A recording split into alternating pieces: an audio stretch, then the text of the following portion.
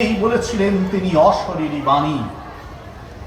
তার কথার মধ্য দিয়ে, তার প্রতিষ্ঠিত এই সেবা সংঘের মধ্য দিয়ে পৃথিবী আজ এক এবং একমাত্র পথ, এই বিবেকানন্দ পথ।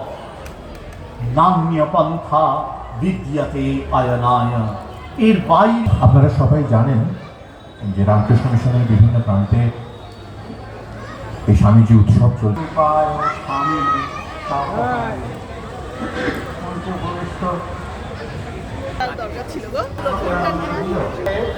প্রতিষ্ঠিত করার প্রেরণা পাই। শস্য তথা সারা পৃথিবীর সংগ্রামে সারা দিয়ে প্রথম আমি জন্মগ্রহণ করব, কিন্তু ভুটান ও নাম জানিয়ে বিশেষ করে সব